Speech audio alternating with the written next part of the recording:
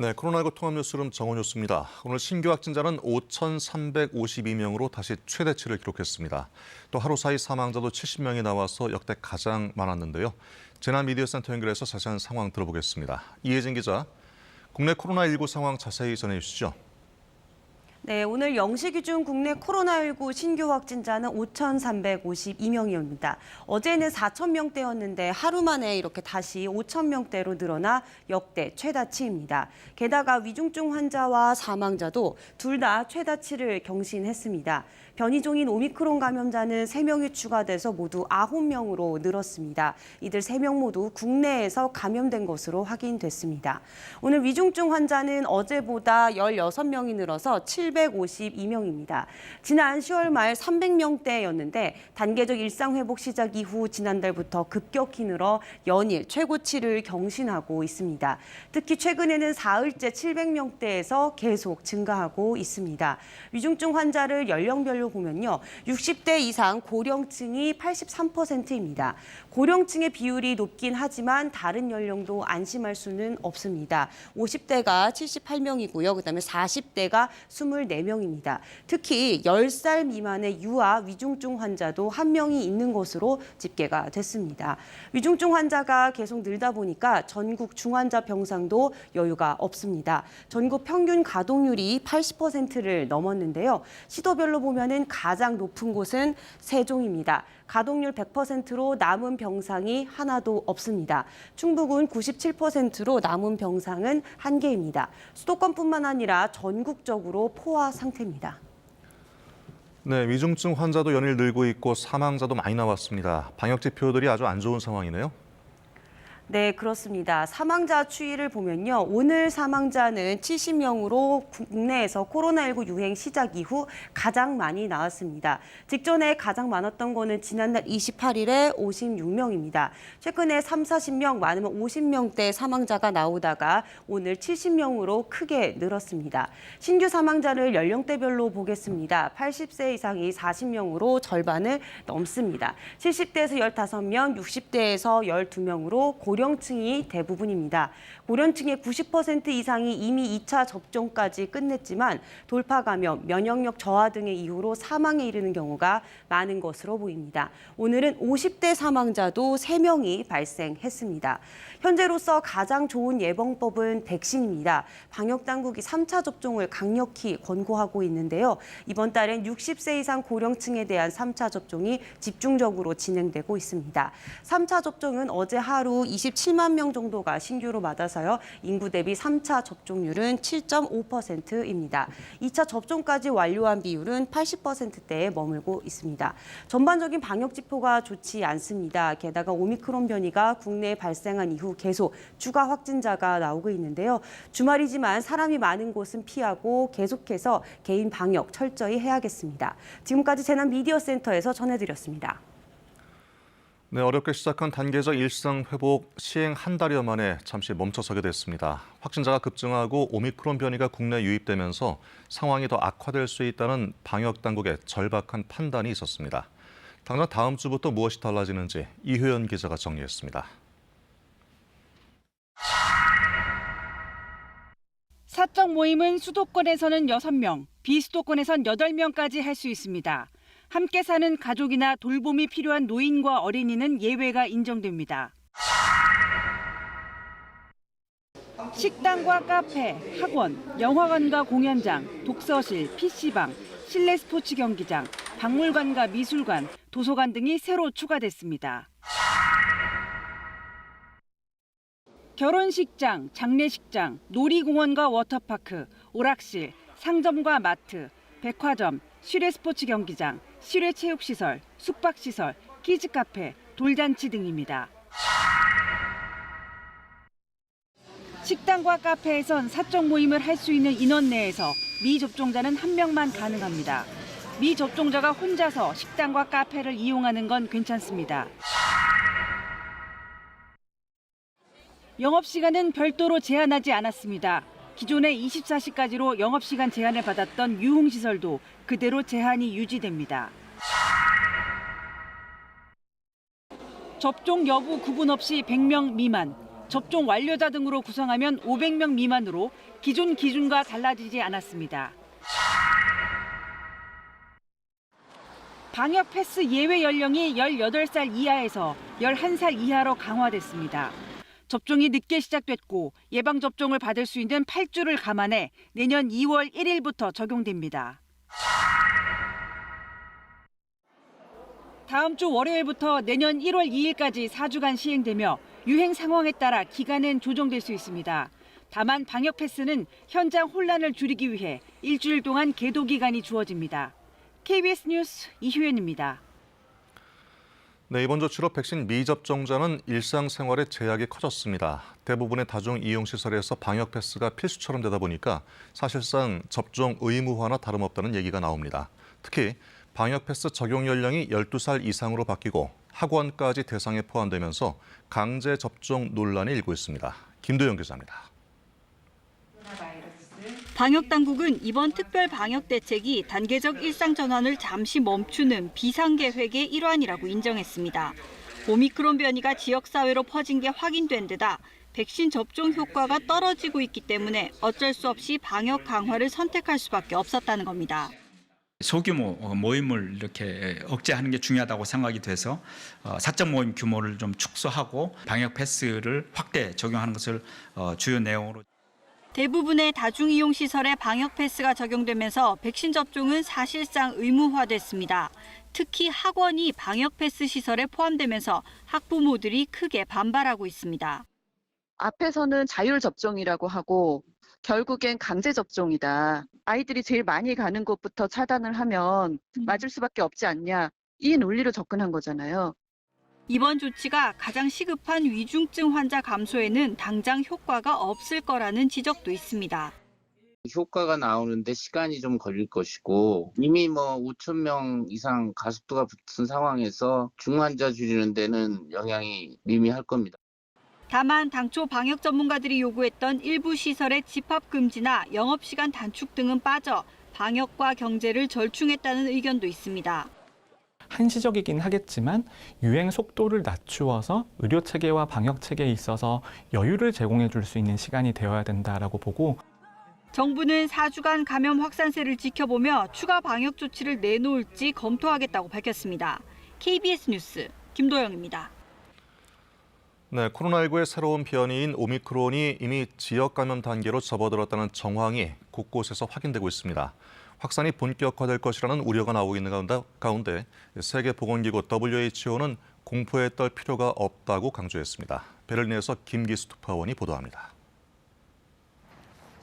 세계 곳곳에서 오미크론 지역 감염 사례가 속속 확인되고 있습니다.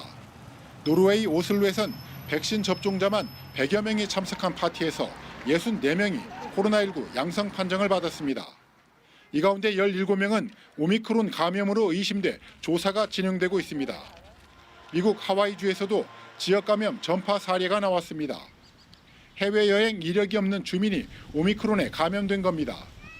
이미 네덜란드에선 남아공이 첫 보관 11월 24일 이전인 19일과 23일 채취한 샘플에서 오미크론이 발견됐습니다. The issue is that at the moment a new variant emerges and is announced. Probably the spread is already, or the variant is already spread all over the world. 이와 관련해 세계보건기구 WHO는 최근 신규 확진자가 급증한 남아공의 사례를 들며 오미크론의 전염성이 매우 높다고 밝혔습니다. 하지만 아직 오미크론과 관련된 사망자가 보고되지 않았다며 공포에 질릴 필요는 없다고 말했습니다. 오미크론 감염자 대부분이 경증이거나 무증상을 보인 데 따른 판단인 것으로 보입니다. 그러면서 백신 접종을 강조했습니다. We have to protect ourselves against Delta, against COVID-19, and the measures that work against Delta work so far, as we know, mostly also against Omicron. WHO는 현재의 백신이 효과가 있을 것이라며 오히려 백신의 공평한 분배와 취약계층에 대한 접종에 초점을 맞춰야 한다고 지적했습니다. 베를린에서 KBS 뉴스 김기수입니다. 네, 이번엔 정치권 소식입니다. 민주당 이재명 후보는 지난 주말 전남에 이어서 오늘은 전북 지역에서 주민들을 만나며 지지층 결집에 나서고 있습니다. 국민의힘 윤석열 후보는 극적으로 갈등을 봉합한 이준석 대표와 부산에서 공동 선거운동을 하며 원팀을 강조했습니다. 조태음 기자의 보도입니다. 이재명 후보는 매주 타는 민생버스 전북 일정 이틀째를 군산 공설시장에서 시작했습니다. 지난 주말 전남에 이은 2주 연속 호남 방문, 오늘은 군산부터 김제, 남원, 임시를 훑는 일정입니다. 전북이 차별받고 있다, 균형 발전이 필요하다고 지역 민심에 호소했고 검찰 독재, 검찰 공화국 메시지로 국민의힘 윤석열 후보를 겨냥했습니다. 이 후보는 오후엔 새만금을 찾아 국가의 부지 매입 추진 공약 등을 설명하고 시민들과 캠핑으로 소통하는 일정을 이어갑니다. 윤석열 후보는 극적으로 손을 맞잡은 이준석 대표와 부산에서 원팀을 강조했습니다. 정권 교체를 위해 당 중심의 선거운동을 펼치겠다 말했습니다. 이 대표도 화답하며 젊은 세대와의 소통을 늘리는 게 최우선 선거 전략이라는데 윤 후보와 합의했다고 밝혔습니다. 부산 북항을 찾아 현안을 점검하고 중심가에서 시민들을 만나는 등 화합해 선거운동을 벌이는 모습을 보이는 데 집중했습니다. 민주당은 국민의힘 원팀 행보에 폭탄주로 선대위를 반창고 봉합했다, 윤석열 후보가 김종인, 이준석 뒤에 숨는다고 공세를 펼쳤습니다. 국민의힘은 이재명 후보가 기본소득을 철회할 듯 하더니 또 강조했다가 반대 많은 일은 안 하겠다 하는 등 오락가락한다고 비판했습니다. KBS 뉴스 조태음입니다.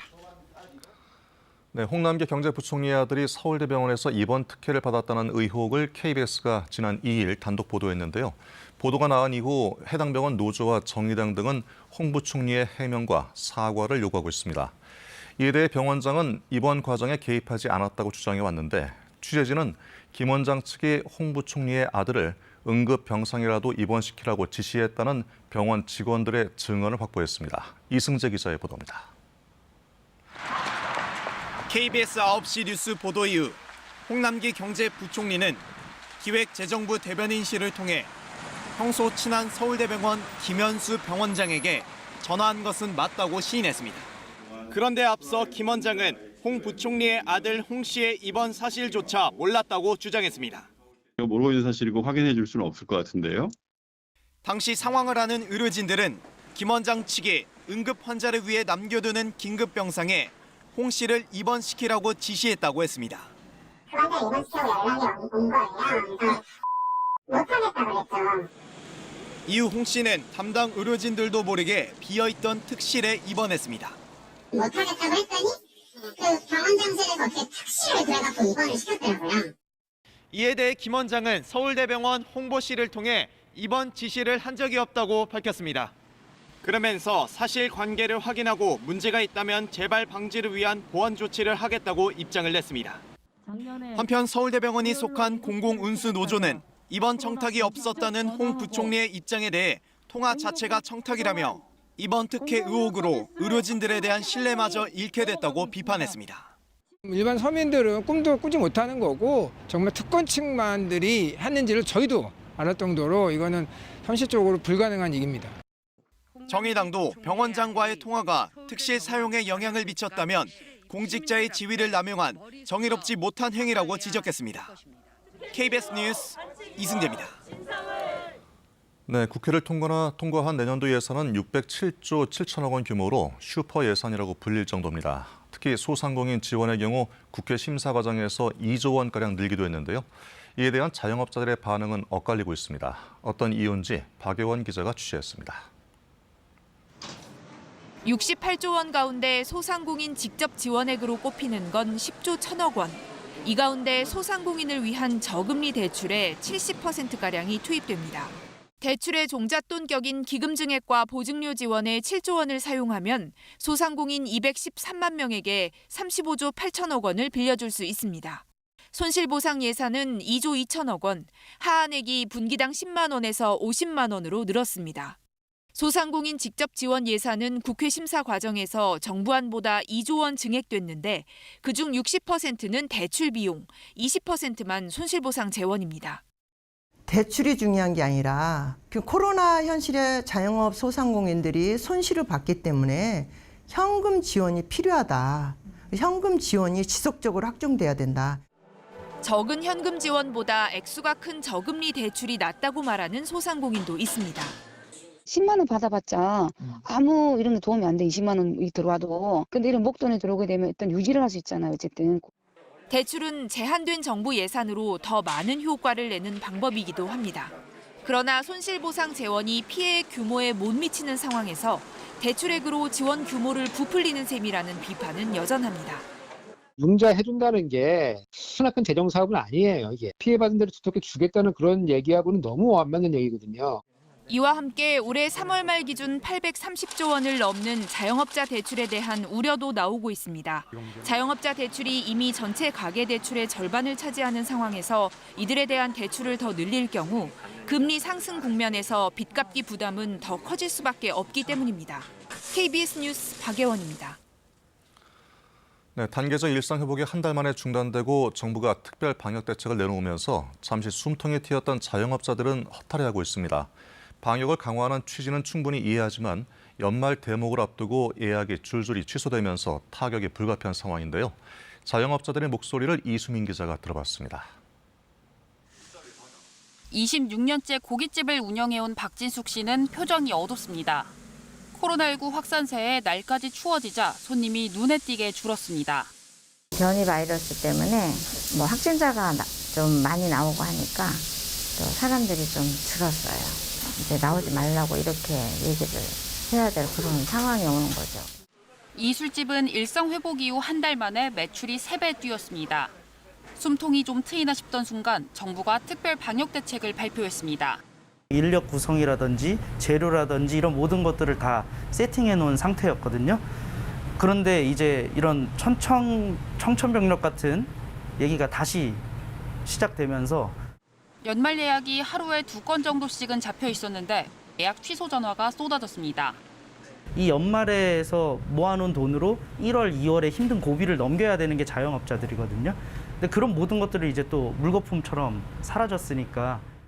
해외 단체 연수를 주로 진행하는 여행업체입니다. 혼자 사무실에 나와 있는 업체 대표는 코로나19 뉴스에서 눈을 떼지 못합니다. 변이 바이러스 확산 뒤 국내 입국자 모두에게 열흘간 격리 조치가 적용되면서 예약 취소 전화를 받기 바쁩니다.